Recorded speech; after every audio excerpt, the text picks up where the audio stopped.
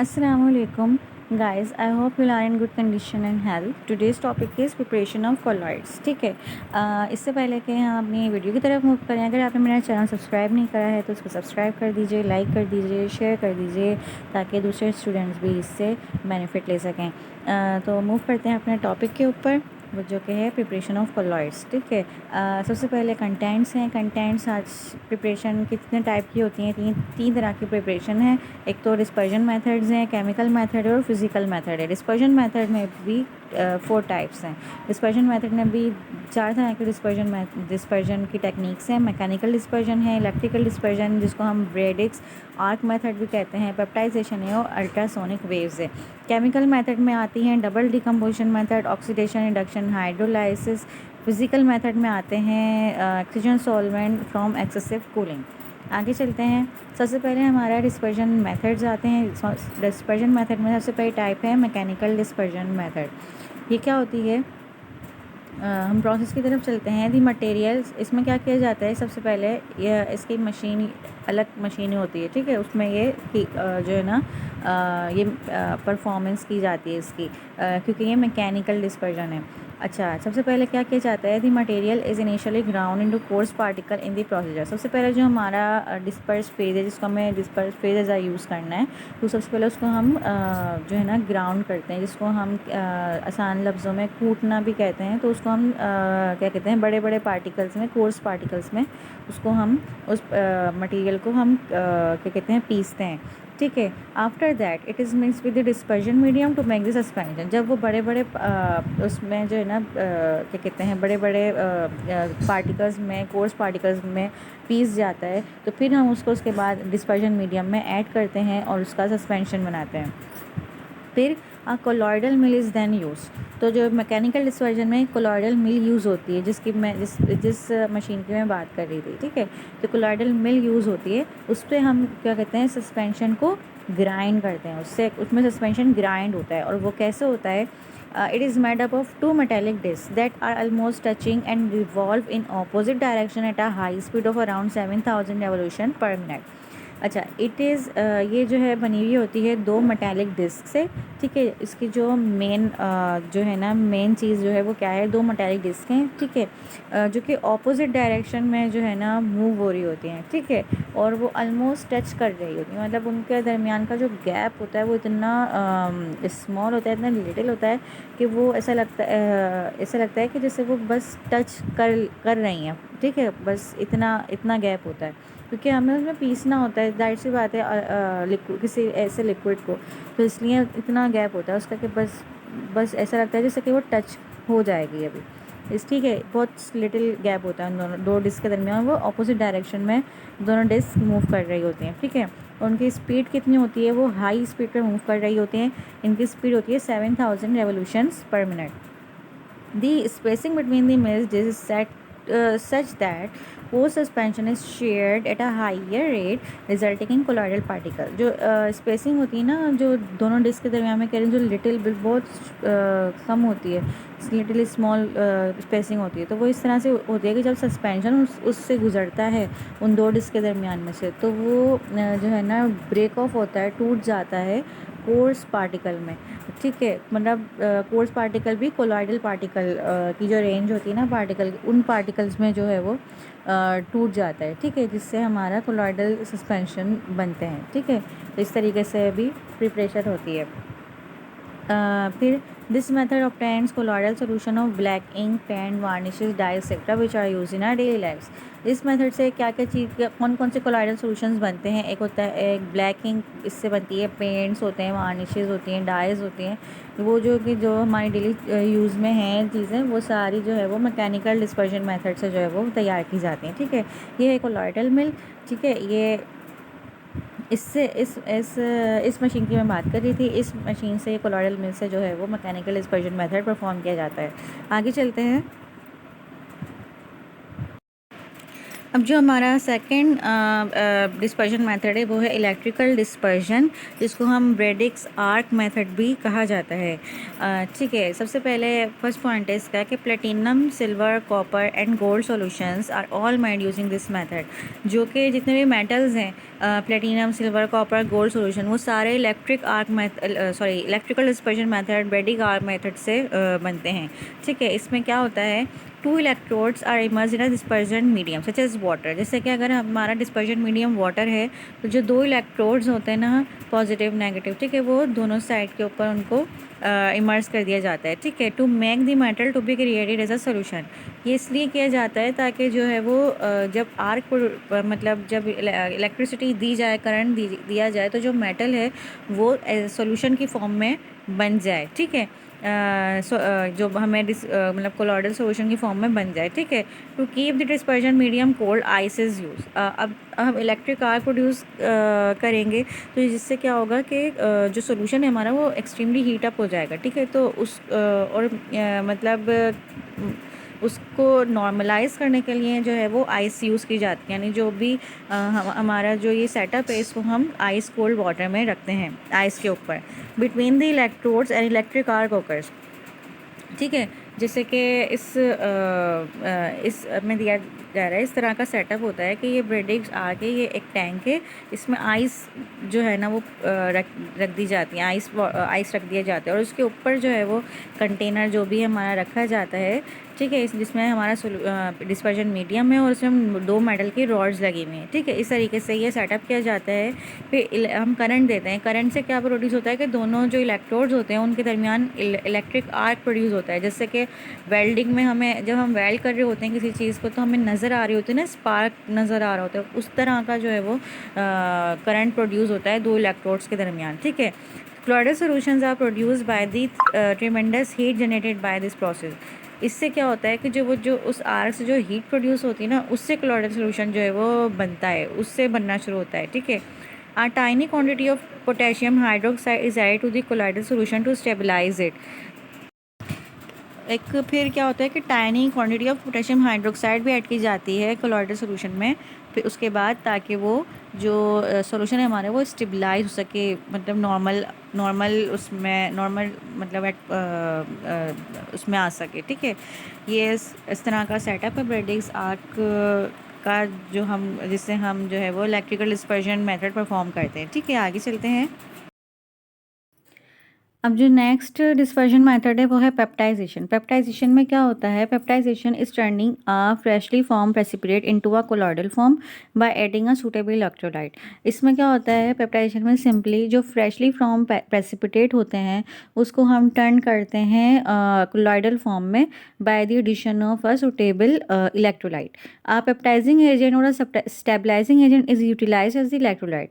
Peptising agent और जो stabilising agent जो हमने यूज़ किया होता है प्रेसिपिटेट बनाने के लिए, उसी को हम जो है वो क्या कहते हैं, एज एन इलेक्ट्रोलाइट यूज़ करते हैं। The adsorption of the electrolyte ion causes peptization by the particles of residue.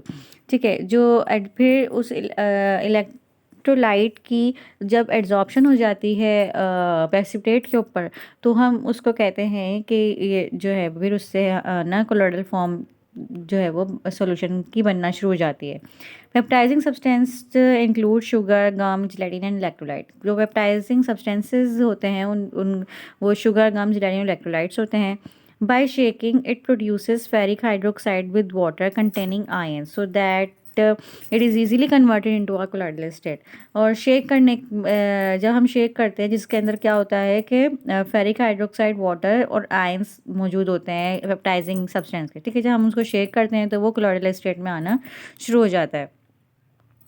फिर अगर हम उस सॉल्यूशन को अगर हम एप्रोप्रिएट डिस्पर्जन मीडिया से अगर हम उसको जो है ना कांटेक्ट करवाएं, या फिर हम उसको हीट दें, वार्म करें, तो हम इस पेप्टाइजेशन मेथड से हम बहुत सारे हाई मोलिकुलर वेट के जो ऑर्गेनिक कंपाउंड उनको एक्सट्रैक्ट भी कर सकते हैं।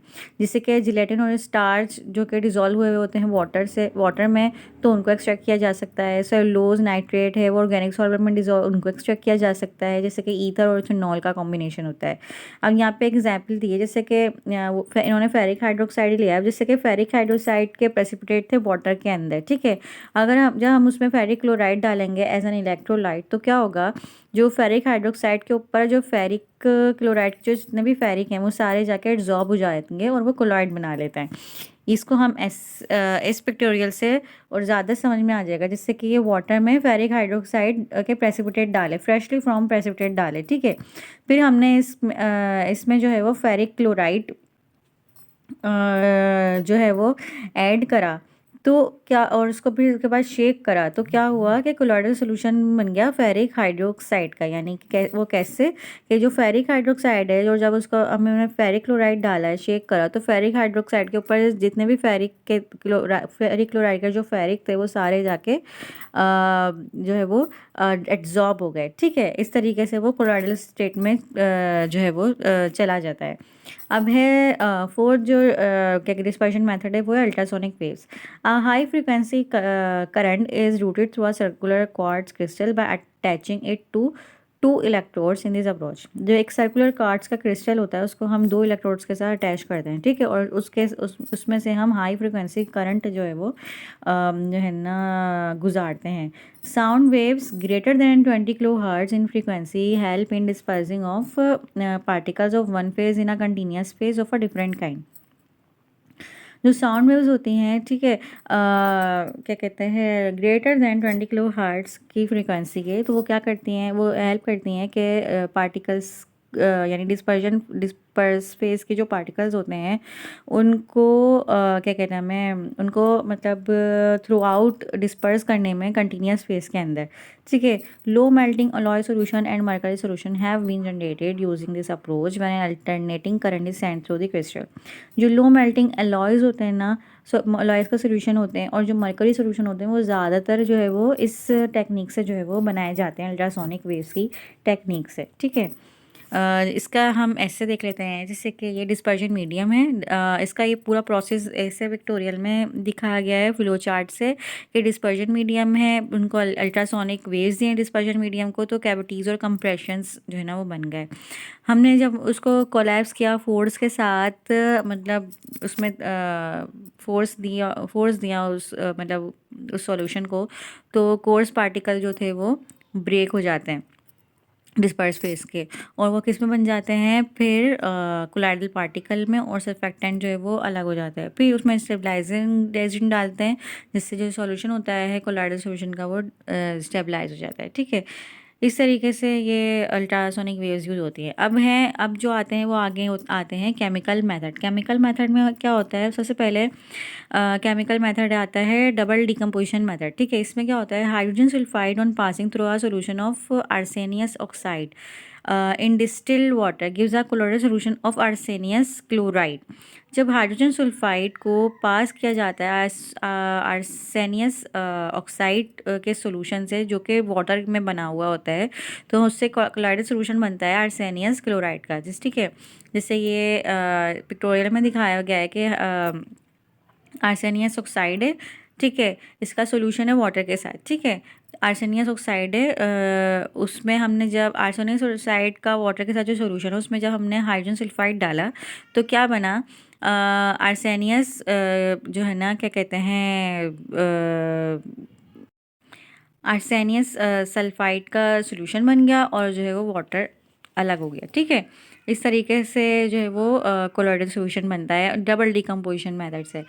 ऑक्सीडेशन मेथड क्या होता है, hydrogen sulphide on passing through an aqua solution of sulphur dioxide produces a colloidal solution of sulphur. जब हाइड्रोजन सल्फाइड को पास किया जाता है सल्फर डाइऑक्साइड के एक्वा सोल्यूशन से, तो वो कोलोइडल सॉल्यूशन बनता है सल्फर का। Alternatively hydrogen sulphide on passing through the solution of an oxidising agent like bromine water and nitric acid and also gives a colloidal solution of sulfur। और alternatively अगर hydrogen sulphide को अगर हम पास करें oxidising agent के solution से, किसी भी ऑक्सीडाइजिंग एजेंट के सोल्यूशन से, जैसे कि ब्रोमीन वाटर हो गया, नाइट्रिक एसिड हो गया, तो वो भी कोलोइडल सोल्यूशन देते हैं सल्फर के।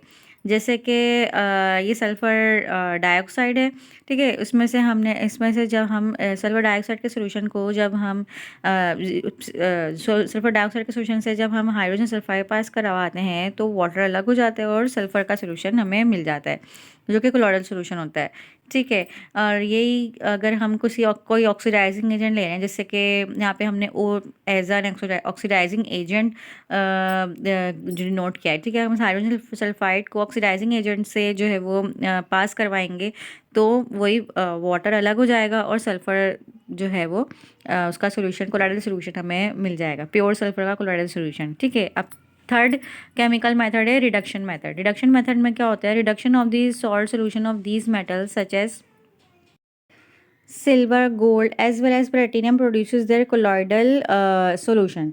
जिससे कि क्या कहते हैं, जो मेटल्स होते हैं जैसे कि सिल्वर, गोल्ड, प्लेटिनियम, इनके जो सॉल्ट सॉल्यूशन होते हैं ना, उनकी जब हम रिडक्शन करवाते हैं तो उससे भी हमें कोलॉइडल सॉल्यूशन मिलते हैं, ठीक है। For example the reduction of gold trichloride gives colloidal solution of gold. जैसे कि जब हम गोल्ड ट्राइक्लोराइड है, यानी ये सॉल्ट सॉल्यूशन हो गया गोल्ड का, ठीक है। तो जब गोल्ड ट्राइक्लोराइड की जब हम रिडक्शन करवाते हैं, ठीक है, तो हमें क्या मिलता है, गोल्ड सॉल्यूशन मिलता है। जिससे कि ये इक्वेशन दिखाई गई है कि जो गोल्ड ट्राइक्लोराइड है इसको हमने किसके साथ रिएक्ट करवाया है, कौन सा रिड्यूसिंग एजेंट लिया है हमने यहाँ पे, एक तो अल्डिहाइड लिया है, प्राइमरी अल्डिहाइड, और वाटर, ठीक है। वाटर में तो खैर इसका सोल्यूशन होगा, ठीक है। तो ये लिया है। फिर जब हमने प्राइमरी अल्डिहाइड के साथ रिएक्ट करवाया तो गोल्ड अलग हो जाता है, उसका सोल्यूशन हमें अलग मिल जाता है कोलॉइडल सोल्यूशन का। उससे क्या बनता है, कार्बोक्सिलिक एसिड और बनता है हाइड्रोजन क्लोराइड, ठीक है। इस तरीके से भी जो है ना वो हम रिडक्शन मेथड के थ्रू भी हम बना सकते हैं कोलॉइडल सॉल्यूशन। फिर है बाय हाइड्रोलाइसिस। हाइड्रोलाइसिस से कैसे बनना है, on hydrolysis ferric chloride gives the ferric hydroxide. जब हम फेरिक क्लोराइड को वाटर के साथ रिएक्ट करवाते हैं तो फेरिक हाइड्रोक्साइड का सॉल्यूशन बनता है, जो कि कोलॉइडल होता है, और इसमें हाइड्रोक्लोराइड जो है वो अलहदा हो जाता है, ठीक है। अब है फिजिकल मेथड। फिजिकल मेथड में की दो टाइप्स होती हैं। सबसे पहले exchange of solvent. Exchange of solvent में क्या होता है, it is the process of forming a colloidal solution of an element by adding its alcoholic solution to excess water. इसका सिंपल सा ये है कि अगर मैं आपको बताऊँ कि ये कि अगर जो भी एलिमेंट है, जिस भी एलिमेंट का हमें कोलॉइडल सॉल्यूशन चाहिए, ठीक है, तो हम क्या करेंगे, जो उस एलिमेंट का जो अल्कोहलिक सॉल्यूशन होगा ना, उसको हम एक्सेस मतलब वाटर में डाल देंगे, यानी एक्सेस वाटर में डाल देंगे, ठीक है, उस अल्कोहलिक सॉल्यूशन को। इससे this colloidal formation can occur only if the element is more soluble in one solvent than the other.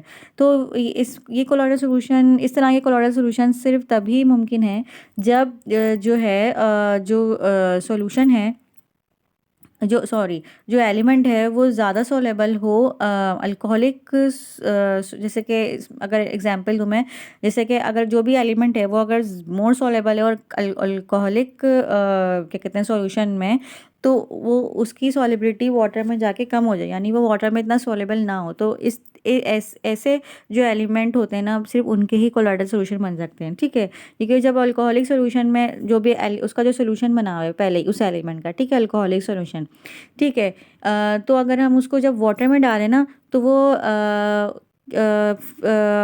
Simply उसको मैं कहूँ कि वो पेप्टाइजेशन हो जाए उसकी, ठीक है, यानी उसका इस तरीके से उसका कोलॉइडल सॉल्यूशन बन जाता है। ऐसे भी जो है वो कोलॉइडल सॉल्यूशन बनता है। From excessive cooling. Excessive cooling में क्या क्या मेथड है, this method involve freezing a water solution in organic solvent such as chloroform, ether, other to form colloidal ice solution. इसका सिंपल मेथड ये है कि कोई भी इसका सिंपल सा ये है कि कोई भी वाटर सॉल्यूशन है, ठीक है, कोई किसी भी चीज़ का वाटर सॉल्यूशन बना हुआ है, उसको हम ऑर्गेनिक सॉल्वेंट के अंदर जो है वो फ्रीज़ कर दें, ठीक है, जैसे कि क्लोरोफॉर्म, ईथर वगैरह, इनमें जो है हम उसको फ्रीज़ कर देंगे तो क्या बनेगा, कोलॉइडल आइस सॉल्यूशन जो है वो इससे बन जाएगा, ठीक है। इस तरीके से भी कोलॉइडल सॉल्यूशन बन सकता है कि कोई भी सॉल्यूशन हो, उसको जब हम ऑर्गेनिक सॉल्वेंट में जो है वो फ्रीज़ कर दें तो उससे कोलॉइडल आइस सॉल्यूशन बनता है, ठीक है। तो ये हो गए हमारे क्या कहते हैं प्रिपरेशन, कोलॉइडल प्रिपरेशन हो गई। आई होप कि आपको अंडरस्टैंड हो गया होगा। मेरी वीडियो अगर पसंद आई हो तो उसको सब्सक्राइब कर दीजिए, लाइक कर दीजिए, शेयर कर दीजिए ताकि दूसरे स्टूडेंट भी इससे फ़ायदा उठा सकें। Thank you.